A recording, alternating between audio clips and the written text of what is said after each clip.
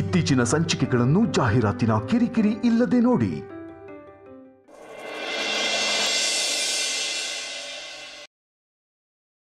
ಸುಹಾಸಿನಿ, ನಾನು ಹೊರಡ್ತೀನಿ, ಲೇಟ್ ಆಗ್ತಾ ಇದೆ. ಸರಿ, ಬೇಗ ಬಂದ್ಬಿಡು. ನಿನ್ನ ಫ್ರೆಂಡ್ಸ್ ಎಲ್ಲ ಹೇಳಿದ್ರು ಅಂತ ಲೇಟ್ ಮಾಡಬೇಡ. ಸರಿ, ಬರ್ತೀನಿ.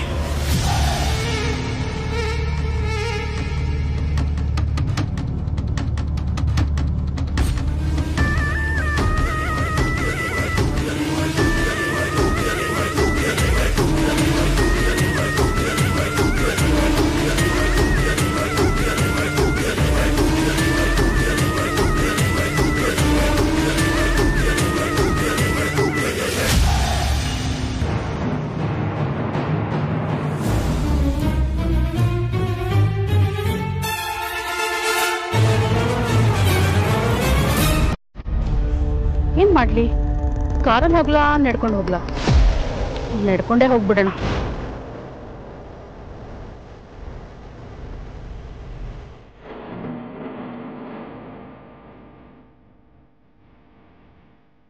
ಚೂರು ಕಾರಲ್ಲೇ ಹೋಗ್ಬೋದಿತ್ತಲ್ಲ, ನಡ್ಕೊಂಡು ಯಾಕೆ ಹೋಗ್ತಿದ್ದಾರೆ? ಇಲ್ಲೇನೋ ನಡೀತದೆ, ನಾನು ಕಂಡು ಹಿಡಿಯಲೇಬೇಕು.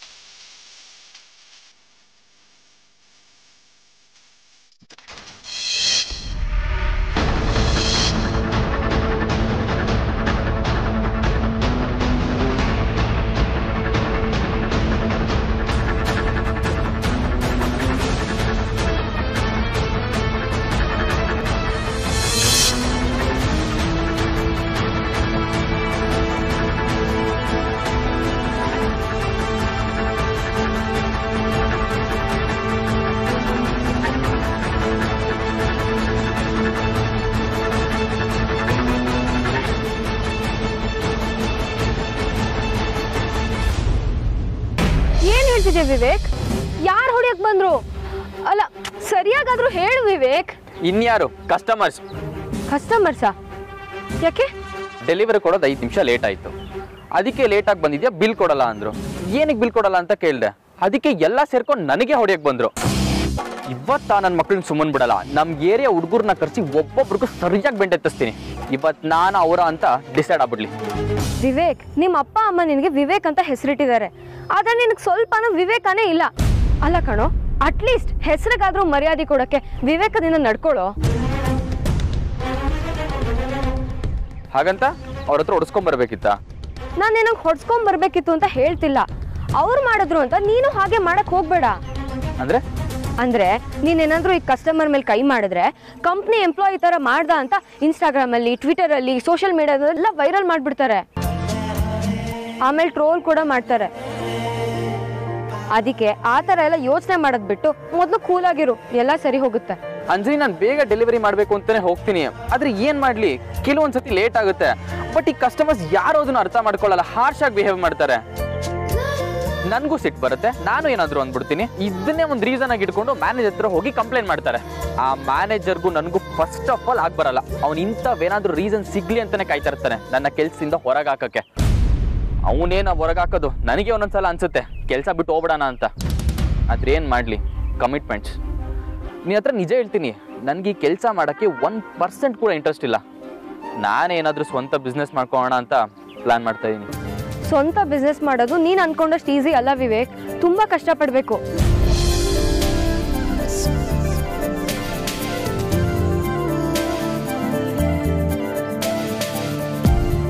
ಬಾಬಾ, ನೀವ್ ಹೇಳ್ತಿರೋದ್ ಕೇಳ್ತಿದ್ರೆ ಹಿಂಗೆಲ್ಲ ಇದೆಯಾ ಅಂತ ಅನ್ನಿಸ್ತಿದೆ. ಒಂದ್ ಐಡಿಯಾ, ಈ ಕೆಲಸ ಎಲ್ಲ ಬಿಟ್ಬಿಟ್ಟು ನೀವು ಮೋಟಿವೇಶನ್ ಕ್ಲಾಸ್ ಇಲ್ಲ ಕೌನ್ಸಿಲಿಂಗ್ ಓಪನ್ ಮಾಡ್ಕೊಂಬಿಡಿ. ಏನ್ ಜೋಕಾ? ಇಲ್ಲ ಅಂಜಲಿ ಅವರೇ, ನೀವು ಆ ಲೆವೆಲಿಗೆ ಕೌನ್ಸಿಲಿಂಗ್ ಮಾಡ್ತೀರಾ ಅಂತ ಹೇಳೋಕ್ ಬಂದೆ. ಇಡೀ ಪ್ರಪಂಚದಲ್ಲಿ ಡೆಲಿವರಿ ಬಾಯ್ ಕೆಲ್ಸದ ಮುಂದೆ ಯಾವ ಕೆಲಸ ಇಲ್ಲ ಅನ್ನೋ ತರ ಇದೆ. ನಾನು ಸೀರಿಯಸ್ ಆಗಿ ಹೇಳಿದ್ದು. ಸರಿ, ಬಾ ಹೋಗೋಣ. ಸರಿ, ಹೋಗೋಣ.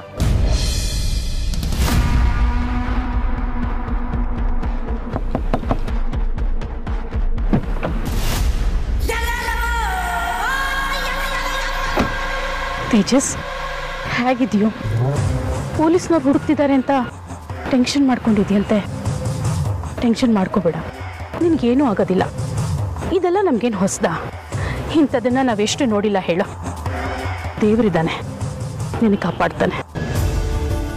ಪೊಲೀಸರು ಹುಡುಕ್ತಾ ಇದ್ದಾರೆ ಅಂತ ನಾನು ಟೆನ್ಷನ್ ಮಾಡ್ಕೊಂಡಿಲ್ಲ. ಅದಕ್ಕೆ ಅವು ವೇದಾಂತ ತಮ್ಮ ಕೈಯಿಂದ ತಪ್ಪಿಸ್ಕೊಂಡ್ಬಿಟ್ನಲ್ಲ. ನೋಡು ತೇಜಸ್, ದಡ್ರು ಮಾತ್ರ ಬಾಣದ ವಿರುದ್ಧ ಹೋರಾಡ್ತಾರೆ, ಬುದ್ಧಿವಂತರು ಬಾಣ ಬಿಡೋ ಕೈ ವಿರುದ್ಧ ಹೋರಾಡ್ತಾರೆ. ಇವಾಗ ನೀನು ಹೇಗಿದ್ರು ಮುಂದೆ ಏನು ಮಾಡಬೇಕು ಅಂತ ನಿನಗೆ ಗೊತ್ತಾಗಿದೆಯಲ್ವಾ? ತಲೆ ಕೆಡಿಸ್ಕೋಬೇಡ, ಅವನನ್ನು ಮುಗಿಸೋದಕ್ಕೆ ಇನ್ನೊಂದು ಚಾನ್ಸ್ ಸಿಕ್ಕೇ ಸಿಗುತ್ತೆ. ಅಲ್ಲಿವರೆಗೂ ನಿಮ್ಮ ಅಣ್ಣ ಹೇಳ್ದಂಗೆ ಬೇರೆ ಊರಿಗೆ ಹೋಗು. ಎಲ್ಲ ತಣ್ಣಗಾದ್ಮೇಲೆ ನಿನ್ನನ್ನು ನಾವು ಕರೆಸ್ಕೊಳ್ತೀವಿ. ಸರಿ ಅದಕ್ಕೆ.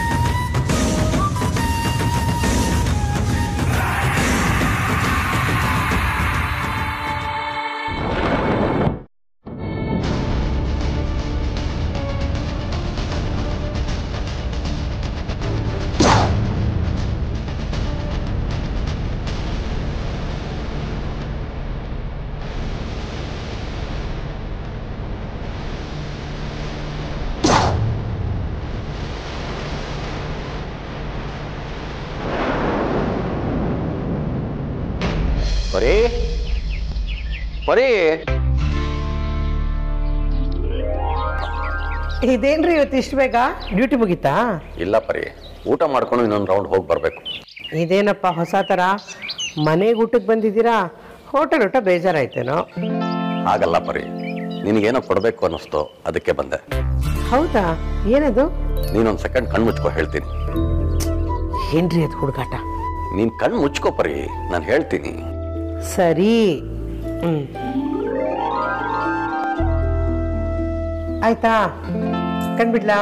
ಸ್ವಲ್ಪ ತಾಳ್ಮೆ ಇರಲಿ.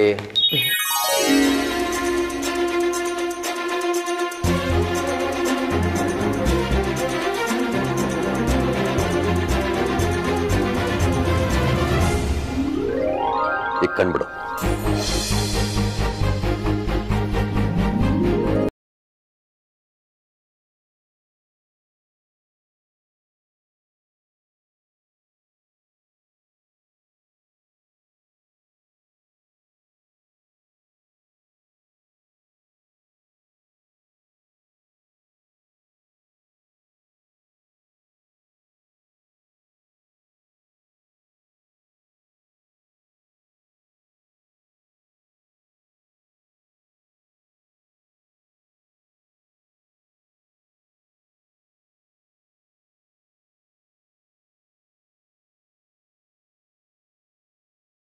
ಸಂಬಳ ಬಂತ? ಆ ಪರಿ, ಇದು ನನ್ನ ಮೊದಲನೇ ಸಂಬಳ. ರೀ, ಇದರಲ್ಲಿ 40,000 ಇದೆ. 3 ತಿಂಗಳ ಸಂಬಳನ ಒಟ್ಟಿಗೆ ಕೊಟ್ರ ಏನು? ಆ ವರ್ಷದ್ದು 1 ತಿಂಗಳು ಸಂಬಳ ಪರಿ. ಇದು 1 ತಿಂಗಳ ಸಂಬಳನ? ನೀವು ಸುಳ್ಳು ಹೇಳ್ತಿಲ್ಲ ತಾನೆ? ನಾನು ಯಾಕೆ ಸುಳ್ಳು ಹೇಳಿ ಪರಿ, ನಿಜವಾಗ್ಲೂ 1 ತಿಂಗಳು ಸಂಬಳ. ಏನ್ರಿ ಇದು ಆಶ್ಚರ್ಯ? ನಾವಿಬ್ರು ಒಟ್ಟಿಗೆ ಕಷ್ಟಪಟ್ಟು ತಿಂಗಳು ಪೂರ್ತಿ ದುಡಿದ್ರು 20,000 ಸೇರ್ಸೋಕಾಗ್ತಿರ್ಲಿಲ್ಲ. ನೀವೊಬ್ಬರೇ 40,000 ದುಡ್ದಿದ್ದೀರಾ. ನನಗೆ ಎಷ್ಟು ಸಂತೋಷ ಆಗ್ತಿದೆ ಗೊತ್ತಾ? ಇದರಲ್ಲಿ ಮನೆ ಬಾಡಿಗೆ, ರೇಷನ್ನು, ಸಾಲದ ಬಡ್ಡಿ ಎಲ್ಲ ಕೊಟ್ಟರು ಇನ್ನೂ 15,000 ಉಳಿಯುತ್ತೆ ರೀ. ನಾವು ಈ ಸಲ ಸಾಲ ಮಾಡೋದೇ ಬೇಡ, ಅಷ್ಟು ದುಡ್ಡು ನಮ್ಮ ಹತ್ರ ಇದೆ. ನನಗೆ ಎಷ್ಟು ಖುಷಿ ಆಗ್ತಿದೆ ಗೊತ್ತಾ? ಇನ್ಮೇಲಿಂದ ನಮ್ಮ ಕಷ್ಟದ ದಿನಗಳು ಮುಗ್ದೋದು ಅಂತ ಅಂದ್ಕೋಪ್ರಿ. ಪ್ರತಿ ತಿಂಗಳು 15,000 ಉಳಿಸ್ಕೊಂಡು ಹೋಗೋಣ. ಆಮೇಲೆ ಬ್ಯಾಂಕಲ್ಲಿ ಲೋನ್ ತಗೊಂಡು ಮನೆ ಕಟ್ಸೋಕೆ ಕೈ ಹಾಕೋಣ.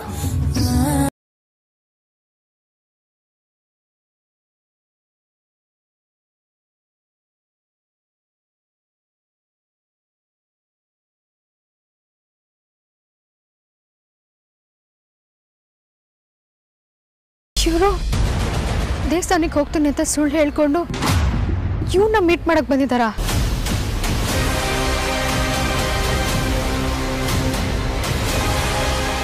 ಇಂಥ ಕೇಡಿ ಜೊತೆಗೆ ಇವ್ರಿಗೇನು ಕೆಲಸ? ಇವರಿಗೂ ಅವನಿಗೂ ಏನು ಸಂಬಂಧ ಇರ್ಬೋದು? ವೇದಾಂತ್ ತಾಯಿ ಆಗಿದ್ದಿದ್ರೆ ಈ ಥರ ಮಾಡೋದಕ್ಕೆ ಸಾಧ್ಯನೇ ಇರಲಿಲ್ಲ. ನನ್ನ ಪ್ರಕಾರ ಇವ್ರಿಗೆ ತೇಜಸ್ಗೆ ಏನೋ ಸಂಬಂಧ ಇದೆ ಅನ್ಸುತ್ತೆ. ಅದಕ್ಕೆ ಇಷ್ಟೊಂದು ಡೀಪಾಗಿ ಮಾತಾಡ್ತಿದ್ದಾರೆ. ಮೋಸ್ಟ್ಲಿ ಇವರು ತೇಜಸ್ ಕಡೆಯವರು ಅನ್ಸುತ್ತೆ.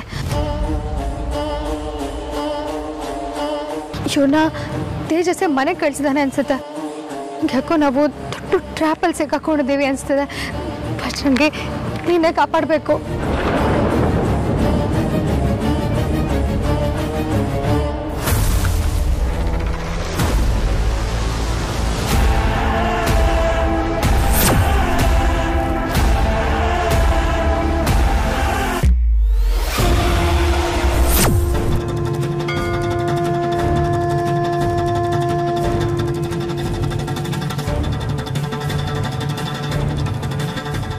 ಇಲ್ಲ, ಇವ್ರನ್ನ ಮಾತ್ರ ಸುಮ್ಮನೆ ಬಿಡಲ್ಲ.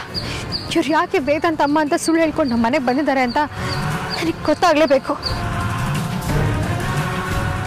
ಇಲ್ಲ ಅಂದರೆ ಮನೇನ ಸರ್ವನಾಶ ಮಾಡಿಬಿಡ್ತಾಳೆ. ಏನು ಮಾಡುತ್ತೀಗ? ವಿಡಿಯೋ ಮಾಡ್ಕೋತೀನಿ.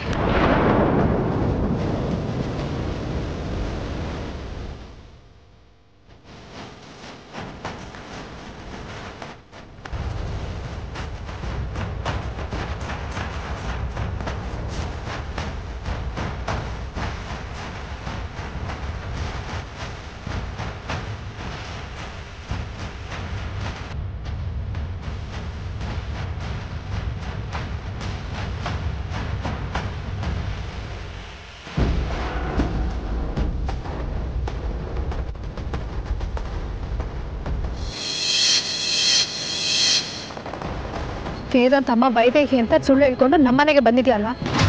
ವೇದಾಂತ್ ಪ್ರೀತಿನ ಸಂಪಾದನೆ ಮಾಡಬೇಕು ಅಂದ್ಕೊಂಡಿದ್ಯಾ ಅಲ್ವಾ? ನೀನು ಯಾರು ಏನು ಅಂತ ಪತ್ತೆ ಮಾಡಿ ವೇದಾಂತ್ ಮುಂದೆ ನಿನ್ನ ಬಂಡವಾಳನ ಬಯಲು ಮಾಡ್ತೀನಿ, ನೋಡ್ತಾ ಇರು. ಇಲ್ಲ ಅಂದರೆ ನನ್ನ ಹೆಸರು ರೌಡಿ ಬೇಬೇನೇ ಅಲ್ಲ.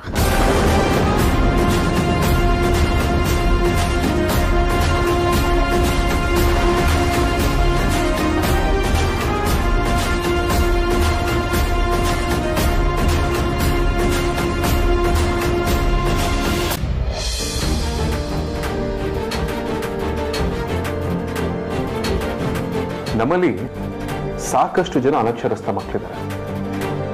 ಈ ಸ್ಲಮ್ನಲ್ಲಿ ವಾಸ ಮಾಡುವಂಥವ್ರು, ಕೂಲಿ ಕಾರ್ಮಿಕರ ಮಕ್ಕಳು. ಇವ್ರು ಯಾರು ತಮ್ಮ ಮಕ್ಕಳನ್ನ ಶಾಲೆ ಕಳಿಸ್ತಾರೆ, ಅವ್ರಿಗೆ ಸರಿಯಾಗಿ ಎಜುಕೇಶನ್ ಸಿಗ್ತದೆ. ಇಂಥ ಮಕ್ಕಳಿಗೆ ಫ್ರೀಯಾಗಿ ಎಜುಕೇಶನ್ ಸಿಗಲೇಬೇಕು ಅಂತ ಒಂದು ಹೊಸ ಸ್ಟಾರ್ಟಪ್ ಐಡಿಯಾ ಮಾಡಿದ್ದೀನಿ. ಅದನ್ನ ನಿಮ್ಮ ಹತ್ರ ಶೇರ್ ಮಾಡ್ತೀನಿ. ಹೇಗಿದೆ ಅಂತ ನಿಮ್ಮ ಒಪಿನಿಯನ್ ಹೇಳಿ. ಸೂಪರ್ ಆಗಿದೆ ಬಾಸ್, ಬೊಂಬಾಟಾಗಿದೆ ಐಡಿಯಾ. ಕೇಳ್ತಾ ಇದ್ದೇನೆ, ಕಿವಿ ಹಂಗೆ ಇಂಪಾಗೋಯ್ತು. Srikanta, let me complete. ರೀ ಕಾಂತ, ಅವ್ರು ಇನ್ನೂ ಏನೋ ಪೂರ್ತಿ ಹೇಳೇ ಇಲ್ಲ, ಆಗಲೇ ಸೂಪರ್ ಆಗಿದೆ ಅಂತಿದ್ರಲ್ಲ. ಇದರಲ್ಲೇ ಗೊತ್ತಾಗ್ತಿದೆ ನೀವೆಷ್ಟು ಇಂಟ್ರೆಸ್ಟ್ ಕೊಟ್ಟು ಕೇಳ್ತಿದ್ದೀರಾ ಅಂತ. ವೇದಾಂತ್, ನೀವು ಕಂಟಿನ್ಯೂ ಮಾಡಿ. ಎಲ್ಲೆಲ್ಲಿ ಶಿಕ್ಷಣದಿಂದ ವಂಚಿತರಾಗಿರೋ ಮಕ್ಕಳಿರ್ತಾರೆ, ಅವರಿದ್ದಲ್ಲೇ LED ಬೋರ್ಡ್ಗಳಿರೋ ಆಟೋಗಳನ್ನ ಕಳಿಸಿ ಅಲ್ಲೇ ಟೀಚ್ ಮಾಡಬೇಕು. And one more thing sir, ಪಾಠ ಕೇಳಿಸ್ಕೊಳ್ಳೋಕ್ಕೆ ಬರುವಂಥ ಮಕ್ಕಳಿಗೆ ಫ್ರೀಯಾಗಿ ಊಟ ಕೊಡ್ತೀವಿ, ಬಟ್ಟೆ ಕೊಡ್ತೀವಿ ಅಂತ ಅನೌನ್ಸ್ ಮಾಡಿ. ಅನೌನ್ಸ್ ಮಾಡಿದ ತಕ್ಕನಂತೆ ನಡ್ಕೊಳ್ಬೇಕು. ವೇದಾಂತ್, ನಿಮ್ಮ ಉದ್ದೇಶ ಏನು ಅಂತ ನನಗೆ ಅರ್ಥ ಆಗಲಿಲ್ಲ. ಹಾಗೇನಾದರೂ ಹೆಲ್ಪ್ ಮಾಡಬೇಕು ಅಂತಿದ್ರೆ ಬೇರೆ ರೀತಿ ಏನಾದ್ರು ಮಾಡ್ಬೋದಲ್ಲ? ಸರ್ತಕ್ಕೆ ಬೇರೆ ಥರ ಸಹಾಯ ಮಾಡಬೇಕು ಅಂತಂದರೆ ದುಡ್ಡು ಕೊಡಬೇಕಾಗತ್ತಷ್ಟೆ. ಆ್ಯಂಡ್ ಪರ್ಸ್ನಲಿ ನನಗೆ ದುಡ್ಡನ್ನ ಕೊಟ್ಟು ಎಂಕರೇಜ್ ಮಾಡೋದು it's not a good idea. And more over, ದುಡ್ಡು ಖರ್ಚಾಗ್ಬಿಡುತ್ತೆ, ಆದರೆ ವಿದ್ಯೆ ಆಗಲ್ಲ. ಬಳಸಿದಷ್ಟು ಹೆಚ್ಚಾಗುತ್ತೆ. ಆ್ಯಂಡ್ ಅದನ್ನು ಯಾರೂ ಕದಿಯೋದಕ್ಕೂ ಆಗಲ್ಲ. ಮಕ್ಕಳಿಗೆ ಪಠ್ಯ ಪುಸ್ತಕನ ತಂದುಕೊಡೋ ತಂದೆ ನಿಜವಾಗ್ಲೂ ಬುದ್ಧಿವಂತ. ಅದನ್ನು ಬಿಟ್ಟು ಮಕ್ಕಳಿಗೋಸ್ಕರ ಪ್ರಾಪರ್ಟಿ ಮಾಡ್ತೀನಿ ಅಂತ ಓಡಾಡಿಕೊಂಡು ಎಜುಕೇಷನ್ ನೆಗ್ಲೆಕ್ಟ್ ಮಾಡ್ತಾರಲ್ಲ, it's a very bad. Good idea Vedant, ನಿಮ್ಮ ಇಂಟೆನ್ಷನ್ ತುಂಬ ಚೆನ್ನಾಗಿದೆ. ನೀವು ಹೇಳ್ದಾಗೆ ಈ ದುಡ್ಡು ಕೊಡೋದು, ಊಟ ಕೊಡಿಸೋದು ಎಲ್ಲ ಗ್ರೇಟ್ ಅಲ್ಲ, ಪುಸ್ತಕ ಕೊಡಿಸಿ ವಿದ್ಯೆ ಕಲಿಸೋದು ತುಂಬ ಗ್ರೇಟ್. ಇದನ್ನ ಆದಷ್ಟು ಬೇಗ ಕಾರ್ಯರೂಪಕ್ಕೆ ತನ್ನಿ. ನಾವು ನಿಮ್ಮ ಜೊತೆ ಇದ್ದೀವಿ.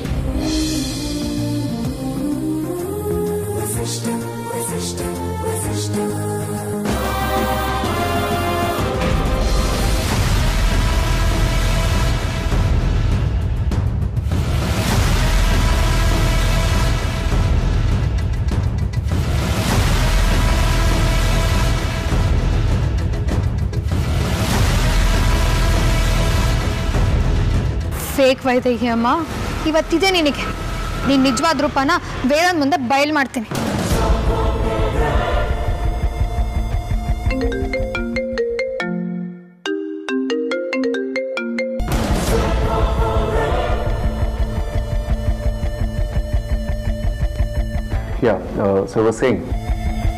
ಈ ಥರದ ಯೋಜನೆಗಳನ್ನ ಇಂಪ್ಲಿಮೆಂಟ್ ಮಾಡೋದಕ್ಕೆ ಸರ್ಕಾರ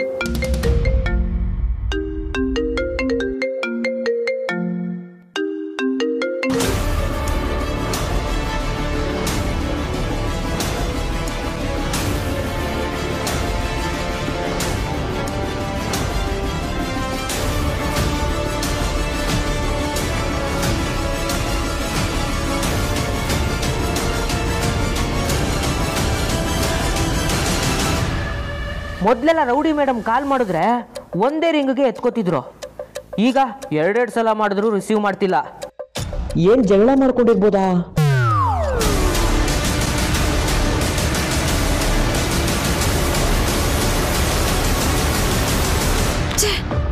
ಈ ವೇದನ್ ಬೇಕು ಅಂದಾಗ್ಲಿ ಫೋನ್ ಪಿಕ್ ಮಾಡಲ್ಲ. ಕಾಂತಾಗ್ ಮಾಡೋಣ. ನಮ್ಮ ಐಡಿಯಾಸ್ಗಳನ್ನ ಇಂಪ್ಲಿಮೆಂಟ್ ಮಾಡೋದಕ್ಕೆ ಗವರ್ಮೆಂಟ್ ಇಂದ ನಾವೇನೇನು ಸಹಾಯ ತಗೊಳ್ಬೋದು ಅದನ್ನು ಕೂಡ ನಾವು ಪ್ಲಾನ್ ಮಾಡೋಣ. ಅಂಡ್ ಈ ತರ ವಿಚಾರಗಳಿಗೆ ಸರ್ಕಾರ ಖಂಡಿತ ಬಾಸ್ ರೌಡಿ ಮೇಡಮ್ ಕಾಲ್ ಮಾಡ್ತಾ ಇದ್ದಾರೆ. ಪ್ರೆಸೆಂಟೇಷನ್ ಕೊಡ್ತಿರೋದನ್ನ ನೋಡ್ತಿದ್ದೀರ ತಾನೆ. ಹೋಗಿ ಆಚೆ ಮಾತಾಡ್ಕೊಡ್ರಿ.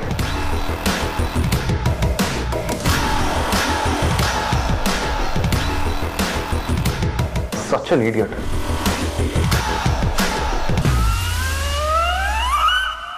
ಏನ್ ಮಾಡೋದಪ್ಪ, ಮಾತಾಡಿದ್ರು ಕಷ್ಟ, ಮಾತಾಡದೇ ಇದ್ರು ಕಷ್ಟ. ಮಾತಾಡ್ಬಿಡೋಣ.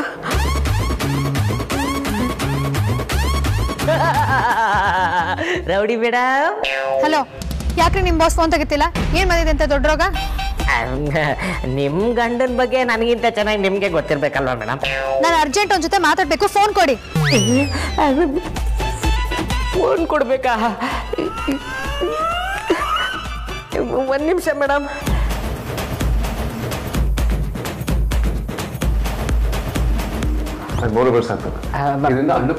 ಬಾಸ್, ರೌಡಿ ಮೇಡಮು ನಿಮ್ಮ ಹತ್ರ ಅರ್ಜೆಂಟಾಗಿ ಮಾತಾಡ್ಬೇಕಂತೆ. ಕಾಂತ, ಅವ್ರಿಗಂತೂ ಮಾಡೋದಕ್ಕೆ ಕೆಲಸ ಇಲ್ಲ. ಕೆಲ್ಸದ ಟೈಮಲ್ಲಿ ಏನ್ ಮಾತಾಡ್ಬೇಕು ಏನ್ ಮಾತಾಡ್ಬಾರ್ದು ಅನ್ನೋ ಜ್ಞಾನ ಇಲ್ಲ ನಿಮ್ಗೆ. ಅವಳು ಮೊಳೆ ಹೊಡೆಯೋದಕ್ಕೆ ಸರಿಯಾಗಿದ್ದಾಳೆ. ಹೋಗಿ ನೀವೇ ಓಡಿಸ್ಕೊ ಹೋಗಿ. ಹೋಗ್ರಿ.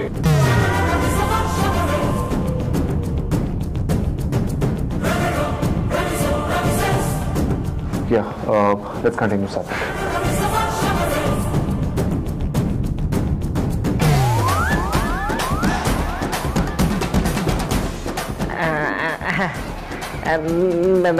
ಮೇಡಮ್, ಅದು ಬಾಸು ತುಂಬ ಬ್ಯುಸಿ ಇದ್ದಾರೆ, ಅದಕ್ಕೆ ಅವರು ಆಮೇಲೆ ಮಾತಾಡ್ತಾರಂತೆ.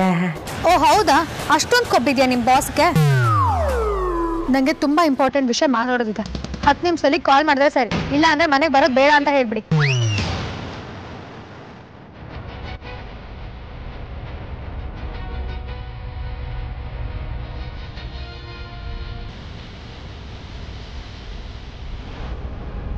ಮಾಡಿರೋ ಫೋನ್ ಕೊಡಕ್ ಹೋದ್ರೇನೆ ಅಂತ ಉಗಿದು ಓಡಿಸಿದ್ರು. ಇನ್ನು ನೀವೇ ಮಾಡಬೇಕು ಅಂದ್ರೆ ನಾನು ನಿನ್ನ ಏನು ಗತಿ ಕಾಣಿಸ್ತಾರೋ ಏನೋ. ದೇವ್ರೆ, ನೀನೇ ಕಾಪಾಡ್ಬೇಕಪ್ಪ. ಸರಿ, ಆದಷ್ಟು ಬೇಗ ಕಳಿಸೋ ವ್ಯವಸ್ಥೆ ಮಾಡ್ತೀನಿ. ಚಂದ್ರ,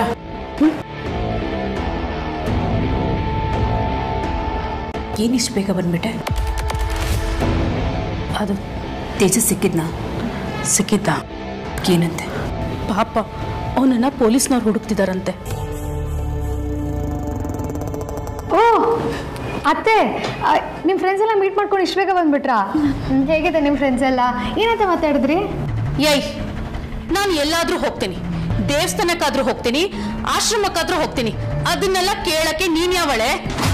ನೀವು ಎಲ್ಲಾದ್ರೂ ಹೋಗಿ ಏನಾದರೂ ಮಾಡಿ, ಆದರೆ ತೀರಾ ಕ್ರಿಮಿನಲ್ಸ್ನ ಮೀಟ್ ಮಾಡೋದಕ್ಕೆ ಹೋಗಬಾರ್ದು ಅನ್ನೋದಷ್ಟೇ ನನ್ನ ಕನ್ಸರ್ನ್.